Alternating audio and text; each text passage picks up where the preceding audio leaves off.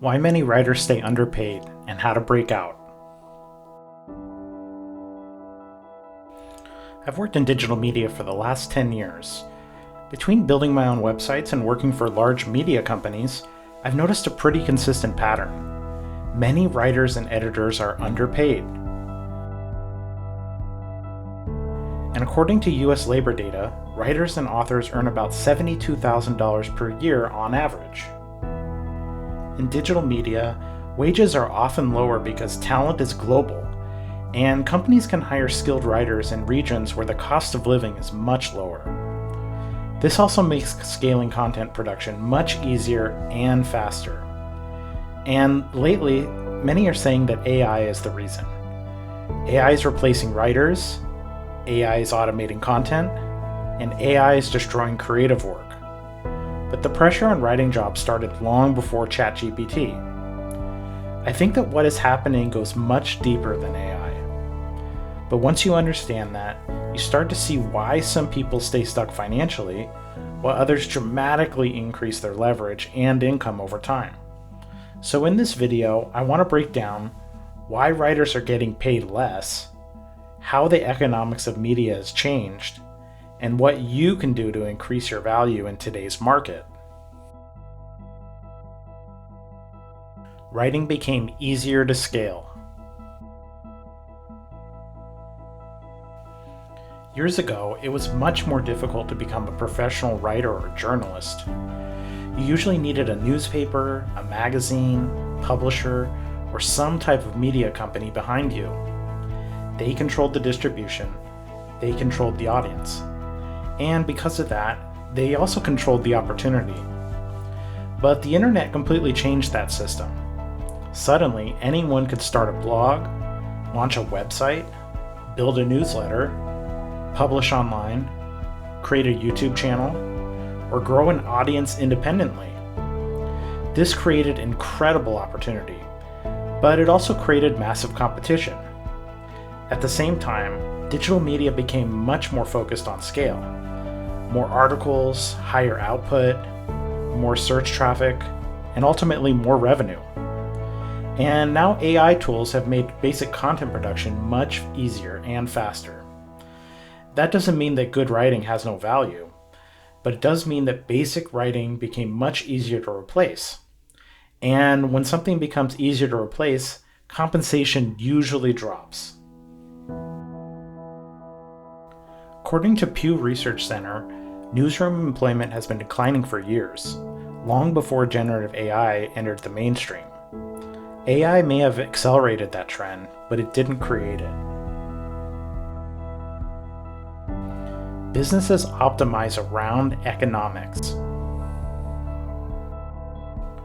Modern media companies operate under incredible pressure to maximize output while still controlling costs.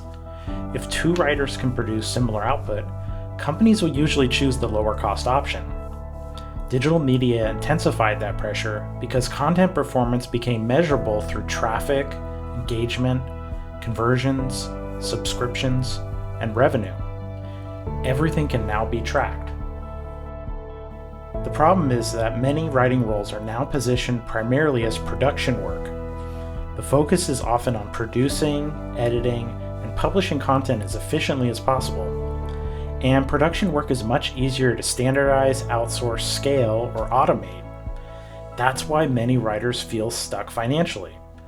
In today's market, writing ability alone is no longer enough to command higher compensation. And interestingly, this pattern extends far beyond journalism. As Forbes noted in a recent article, the agency world is under siege, but AI isn't the biggest disruptor. It's something much more insidious, the commoditization of digital services. What this means in simple terms is that many digital skills became easier to replicate, easier to outsource, and easier to scale. And when that happens, competition increases, and wage decreases usually follow. While this can be discouraging, writers and journalists have more opportunity than ever before thanks to the internet. Large media companies still exist, but independent creators can now compete directly with them. You see this all over YouTube, newsletters, podcasts, and niche websites. In many cases, smaller creators can be much more successful than legacy brands because they move faster, they communicate more directly, and they better understand their audience.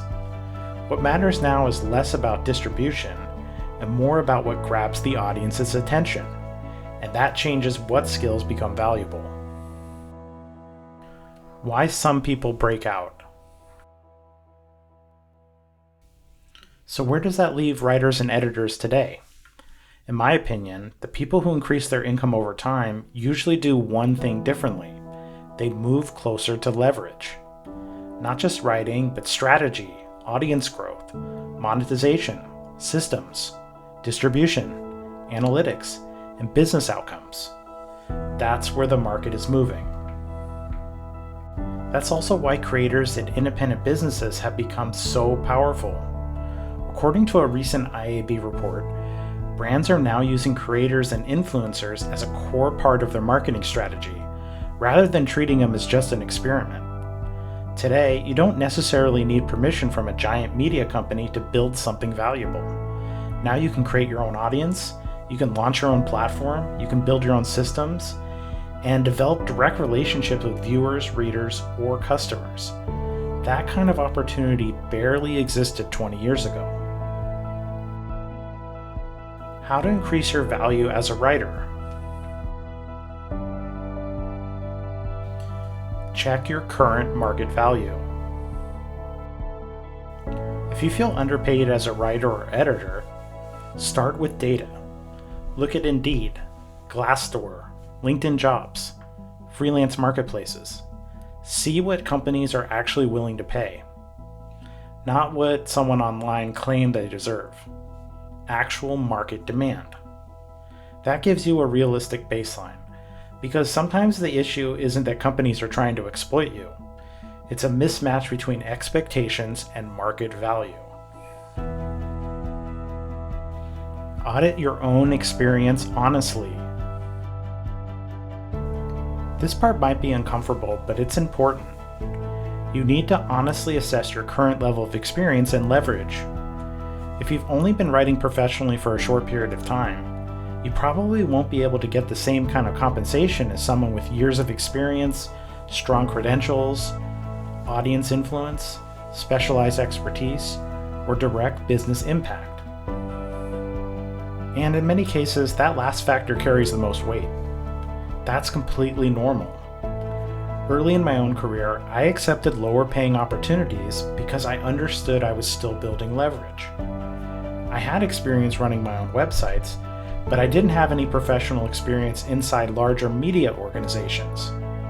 These lower paying roles eventually helped me move into editing and management positions. Now that I had the experience and the credentials, I could negotiate better compensation. Sometimes playing the long game is the right move, especially if you're building skills and credibility that increase your future value.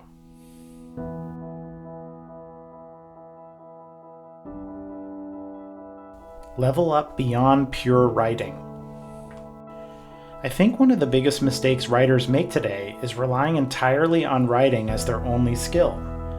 Because pure writing and production roles are usually the first to go when companies look to cut costs. The people with the most leverage now usually combine writing with other high-value skills like video editing, SEO, analytics, audience growth, monetization, systems thinking, branding, or content strategy. The good news is that learning those skills is now easier than ever. Platforms like Coursera, Udemy, Khan Academy, and YouTube have made self-education dramatically more accessible than it was even 10 or 15 years ago. Degrees still matter, but they aren't as important as they used to be. So if you learn the new skill, build something with it. Start a channel, launch a site, edit videos, create systems, develop proof of work.